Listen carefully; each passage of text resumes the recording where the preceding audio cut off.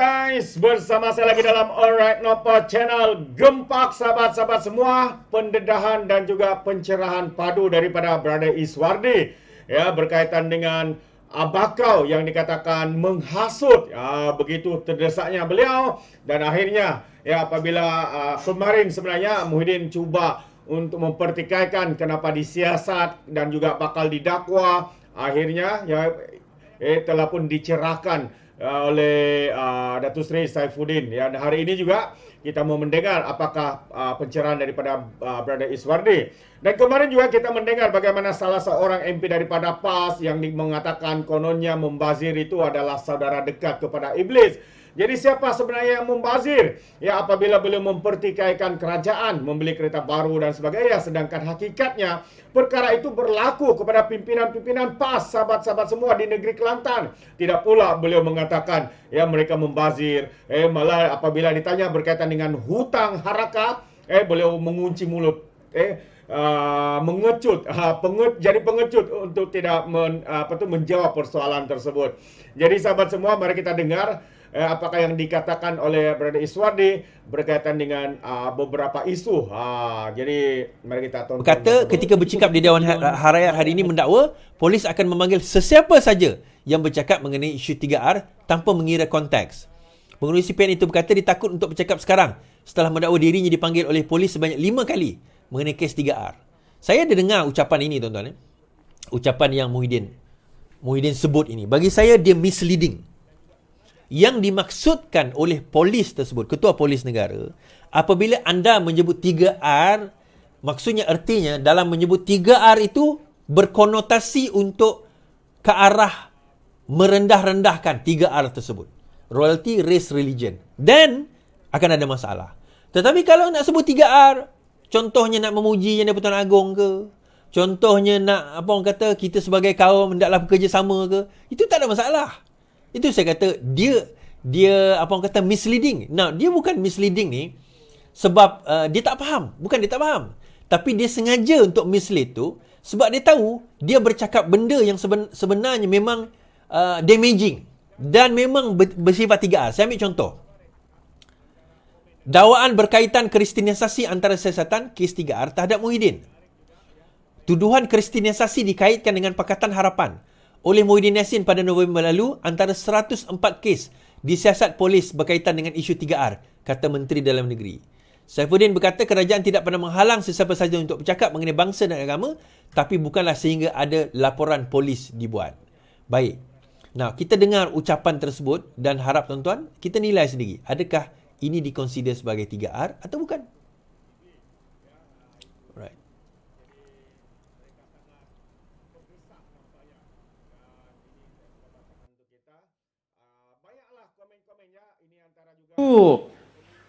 Yang penting sekarang ini ialah saya nak jelas sikit ialah apa yang kita tawarkan sebagai Parti Perikatan Nasional. Saya fikir bab politik tadi Tan Sri Tok Guru dah sebutkan. Dia punya keputusan akhirnya jangan pilih Barisan Nasional dan jangan langsung sentuh dan pangkah Pakatan Harapan. Bahaya besar. Pakatan Harapan bahaya besar. Saya baca baru pagi tadi lepas subuh ada satu video seolah ni kumpulan Yahudi. Dia bercakap tentang Malaysia sekarang. Dalam kumpulan tu dan doa dia dan macam-macam cara nak minta supaya Malaysia jatuh ke tangan pihak pembangkang yang menaja kumpulan Yahudi dan juga Kristian. Bagi saya ini bahaya. Apakah bermakna akan berlaku proses kristianisasi? Dan kita dah dengar cerita ni bukan? Di Kuala Lumpur, di Petaling Jaya, kalau ada gereja hari Ahad, ada juga orang-orang Melayu pergi ke sana. Rupanya dah masuk Kristian. Itu saya tak fikir berkembang dengan pesat. Pasal sebahagian besar kita ni adalah orang Islam. Tetapi agenda puak dan kaul-kaul sebegitu ini ialah tidak lain tidak bukan satu hari niat mereka ialah untuk mengambil alih Malaysia ni menjadi satu daripada koloni dia. Itu satu daripada strategi jangka panjang. Mungkin tidak dilihat waktu kita ini, tapi mungkin tidak berapa lama. Kalau kita tak berhati-hati dan berjaga-jaga, boleh terjadi. Na'udzubillah min zalik.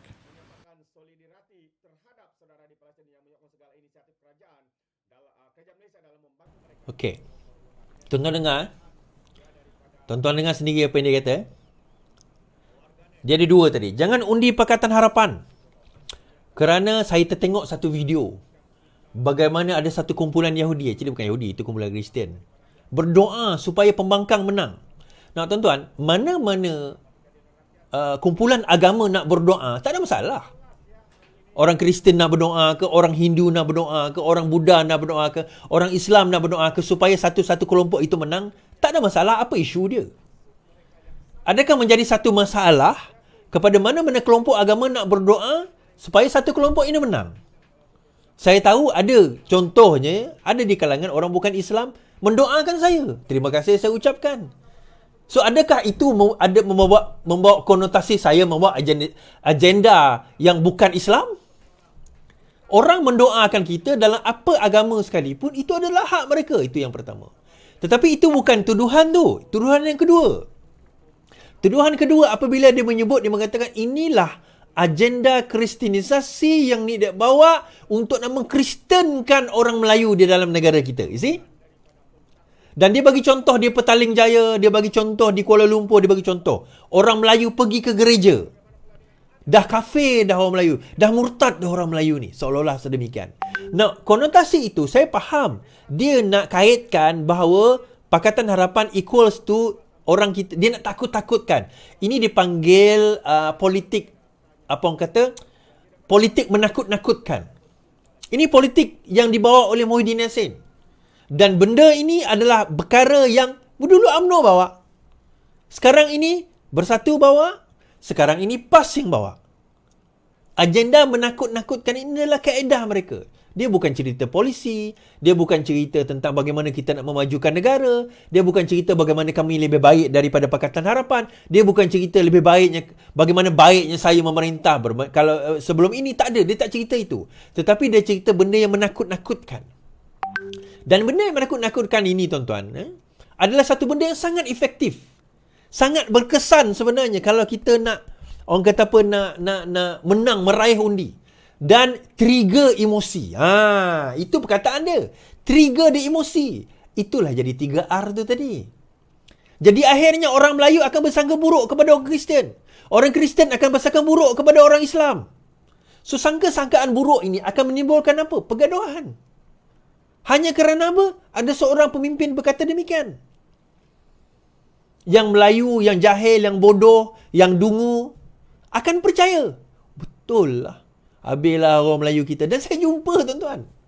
Saya jumpa orang Melayu kita sendiri kata, kau masuk PKR Is. Kau tahu kau orang masuk PKR ni, habis kita orang Islam semua nanti. Orang Melayu kita ni akan kafir. Dia kata, bukan orang Sarawak lah, orang Semenanjung. Saya kata, bang, abang pernah baca Bible bang? Apa aku nak baca Bible dia kata. Saya ni orang Islam bang. Majoriti dalam kelas saya adalah Kristen. Tiap-tiap minggu dia orang the mess. Orang sebelah saya baca Quran, dia baca Bible bang. Sampai sekarang Alhamdulillah Islam lagi saya ni. Takkan senipis itu abang punya iman. Dia baca Bible, saya baca Quran. Saya tetap Islam. Tak ada masalah pun. Takkan senipis itu iman kita. Adakah serapuh itu agama kita sampai kita tak boleh berhujah? Sampai kita tak boleh bakar. Sebab apa? Sebab apa abang cakap macam tu? Saya tak kata macam tu lah. Sebab apa dia cakap macam tu? Sebab itulah akal yang nak ditempelkan oleh PAS tadi. Supaya dan ditempelkan oleh geng-geng bersatu ni. Iaitu akal cetek dan akal pendek. Dan akhirnya mereka bercakap dengan emosi, bukan hujah. Padahal Al-Quran sendiri sebut ud'u ila sabili rabbikal bil hikmah wal mau'izatil hasanah. Serulah ke jalan Tuhanmu dengan hikmah dan berbicaralah dengan mereka dengan dengan hikmah dan berbicaralah dengan mereka kepada mereka, berdebatlah dengan mereka dengan cara yang lebih baik. Itu ayat Quran sebut. Tetapi akhirnya kita ni apa tuan-tuan? Oh, tak ada sentimen. Semua main sentimen. Dan sentimen itu, apa yang boleh membawa kemajuan kepada rakyat? Tak ada.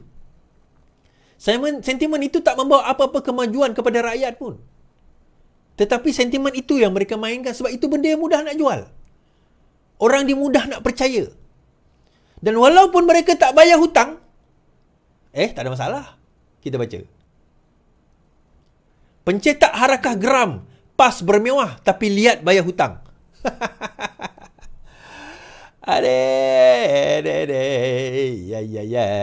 Setelah hampir 4 tahun laporan Malaysia Kini, berhubung hutang mencetak lidah rasmi PAS, iaitu harakah, bekas syarikat pencetaknya sekali lagi membangkitkan kegagalan parti itu dalam melunaskan hutang yang tertunggak.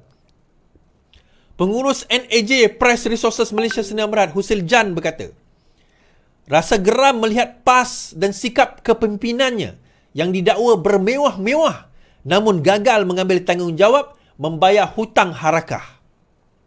Mereka pakai kereta mewah, boleh buat muktamar di IDCC Shah Alam dengan bayaran sudah tentu mencecah puluhan ribu ringgit. Tetapi soal hutang, mereka tak ambil untuk diselesaikan. Saya tambah lagi, siap boleh bagi duit kepada pengundi. Wallahi kami akan undi PAS. Sudah hampir 7 tahun hutang tertunggak, tak dibayar sepenuhnya, katanya kepada Malaysia Kini hari ini. Untuk rekod sekitar 2019, Malaysia Kini pernah melaporkan isu hutang membabitkan harakah dan pencetak berkenaan. Ia membabitkan hutang harakah dengan 2 syarikat iaitu Angkatan Edaran Enterprise Sdn Bhd, Angkatan Edaran dan NAJ Press Resources Malaysia Sdn Bhd. Angkatan Edaran sudah muflis. Allah, muflis dah member tu. Dan pihak pengurusan sama menubuhkan NAJ Press Resources sebagai pengganti dan terus mencetak harakah pada ketika itu. Syarikat dah bankrupt, tak payah bayar. Bagaimanapun hutang harakah dengan Angkatan Edaran telah muflis lebih banyak sehingga mencecah nilai jutaan ringgit berbanding hutang dengan NAJ yang hanya lebih kurang 600,000.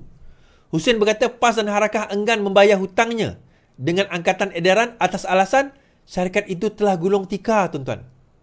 Menurutnya, syarikat tersebut menanggung beban hutang dengan pembekal kerana harakah tidak mahu menjelaskan hutangnya. Dalam keadaan ekonomi yang sukar ini, kita perlukan sumber keuangan segera sebagai modal pusingan untuk teruskan perniagaan. Pemimpin PAS kononnya mengaku mengikut Al-Quran, hadis, ijma' ulama' sebagai panduan. Tetapi sebaliknya menggunakan hukum sekular dan mengenepikan hukum Islam kerana enggan bayar hutang, bidasnya. Sementara itu, peguam mewakili NAJ Resources Putra Taulan Rasul ketika dihubungi berkata, pihaknya sudah mengemukakan tuntutan terhadap PAS, Sesar Agung Taqiyuddin dan penerbit harakah iaitu Galeri Media Serba Nikah Sdn Bhd. Pihak kami juga sudah memfailkan permohonan penghakiman terus kepada mahkamah dalam usaha menyelesaikan tuntutan anak guam dan menunggu keputusan mahkamah, katanya. Dalam perkembangan berkaitan, Malaysia Kini sedang menghubungi pihak PAS dan harakah bagi mendapatkan respons mereka. Ini adalah artikel yang ditulis pada tahun 2019. Pencetak masih harapkan harakah lunaskan hutang. Kemudian ditulis PAS, jika PAS faham erti tanggungjawab, sudah tentu hutang harakah dibayar. PAS ternyata gagal menguruskan keuangan dengan baik kerana gagal membayar hutang pencetak walaupun sudah berlarutan selama 7 tahun, kata ahli Jawatan Kuasa Amanah Nasional Faiz Fazil. Menurutnya, rintihan pencetak itu yang menuntut hutang sehingga terpaksa membawa kes ke mahkamah juga menunjukkan PAS tidak prihatin terhadap kebajikan rakyat. Sudah pasti kos pencetak telah dikira dalam kos penerbitan harakah. Peliknya, hasil jualan tidak pula digunakan membayar tuntutan. Ini sebaliknya, sikap tidak bertanggungjawab terhadap rakyat kerana syarikat tersebut sudah pasti menyeramai pekerja yang makan gaji dengan mereka. Jika PAS faham erti tanggungjawab berprihatin, sudah pasti mereka membayar tuntutan pencetak. Isu dia tuan-tuan macam ni. Dia tak bayar hutang, tu je isu dia. Kan, kadang-kadang kita terfikir kan, sembang. Serban kat kepala kan, jubah, cakap tentang Islam kan, degar-degar ni memperjuangkan rakyat kan, kita akan jadi pemerintah yang baik. Tuan-tuan, kalau yang duit tu pun dia tak mampu bayar, dia nak tabir negara macam mana, tuan-tuan? Saya nak tanya ni, kalau hutang harakah tu pun dia tak mampu nak bayar, Macam mana PAS nak takbir negara? Kalau ekonomi yang basic, yang bukan ekonomi, kalau account yang basic itu dia tak mampu nak bayar, macam mana dia nak takbir negara? Saya nak tanya ni, mana orang bijak pandai dalam PAS ni? Tuan-tuan, ni nak cerita. 1.4 juta dibayar oleh Hadi kepada Claire Brown. Claire Rucastle Brown untuk langsaikan hutang ataupun tuntutan daripada settlement. 1.4 juta. 600,000 tak mampu bayar, tuan-tuan. Mak Minah Saleh yang korang kata kafe tu pun dia bayar harakah ni. Sebab apa? Sebab dia orang Islam. Sebab dia orang Islam. Alah, orang Islam ni halal je lah. Mu nak bayar hutang ke mu nak Islam? Mu nak bayar hutang ke mu nak Islam? Begitu dia memperkotak-katikkan orang Islam, tuan-tuan. Dan ada hadis mengatakan, kalau kita tak bayar hutang ni, roh kita di antara langit dengan bumi selagi hutang itu tidak dijelaskan. Tak, nak cerita bab ni orang PAS lebih tahulah. Orang PAS lebih tahu tentang benda ni, tuan-tuan. Ni, bercakap soal ni, nak jadi pegang negara, nak memerintah, kita akan jadi pemerintah yang lebih baik. Hutang yang simple macam tu pun tak boleh nak bayar. Bukan kita cerita juta-juta, 600,000. Tak, mana pergi duit yang dia belanjakan jutaan ringgit sewaktu pilihan raya. 1.4 juta dia boleh bayar Claire Rucastle Brown, dia boleh bayar yang dituduh orang kafir tu, orang Islam dia tak mampu nak bayar, tuan-tuan. Orang Islam dia tak nak bayar. Bukan tak mampu, tak nak. Tuan-tuan baca sendiri kenyataan tadi. Kenyataan daripada bekas pencetak tu tadi. NAJ. Bila mana dia diminta, PAS diminta membayar hutang angkatan edaran tu. Dia kata apa? Oh, dah bankrupt tak bayar. Kan PAS kata tadi. Tuan-tuan dengar kan saya baca? Dia kata apa? Kita baca. Hussein berkata PAS dan Harakah enggan membayar hutangnya dengan angkatan daerah atas alasan syarikat itu telah gulung tikar. Syarikat itu telah gulung tikar. Sebaliknya, apa alasan pemimpin PAS? Dia kata, ni, bahagian-bahagian ni kita dah hantar dah surat Harakah ni. Tapi tak ada yang bayar kita lagi. Ada yang tak bayar bertahun-tahun dah. That is not their problem. Kamu tak boleh kutip duit ke apa ke, itu bukan masalahnya. Hutang kamu 600,000 je. Kutiplah Milo tu bayar. Kan? Itu yang 600,000 NAJ tu. Yang edaran sebelum tu jutaan ringgit tak dibayar. Tuan-tuan, ini yang korang percaya boleh perintah negeri. Patutlah Kelantan tu jadi macam tu. Patutlah Kedah tu jadi macam tu. Patutlah Terengganu jadi macam tu despite ada royalty. Saya ada satu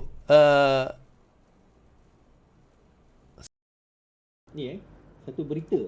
Itu dia sahabat semua. Patutlah Kelantan jadi negeri termiskin, sahabat-sahabat semua.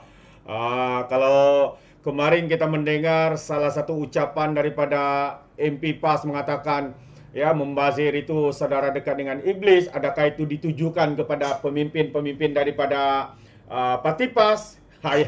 Ya, mari kita fikirkan bersama sahabat-sahabat semua, ya. Dan seorang juga pemimpin, ya, daripada ahli parlimen PAS juga menyatakan hutang itu mesti dibayar. Tapi kenapa hari ini sampai perkara ini masuk, ya, sudah masuk di dalam mahkamah, ya, dan masih lagi tidak melakukan ataupun membayar hutang yang sebelum itu 2 juta, sekarang terkini 600,000 dan sebagainya. Ini adalah satu perkara yang sangat-sangat memalukan, sahabat semua. Apatah lagi parti ini digelar sebagai Parti Islam se-Malaysia, tetapi tindak tanduk, kenyataan-kenyataan apa yang keluar daripada mulut mereka itu sangat jauh menampakkan bahwa mereka adalah Parti Islam se-Malaysia. Itu pandangan saya, sahabat semua. Dan sekarang ini abakau pula sudah begitu bijak, ya, membuat hasutan, membuat fitnah dan sebagainya. Bagaimana pandangan anda? Anda boleh berikan komen dalam ruangan komen. Jadi terima kasih, sampai di sini saja. Izinkan saya untuk mengundurkan diri. Dan seperti biasa, peribahasa mengatakan, Tapak pun kangkap 2 tahun keinginan. Dalam bahasa Melayu, tepuk dada, tanya selera. Sekian saja daripada Alright No Channel. Sekarang kita berjumpa lagi. Bye-bye.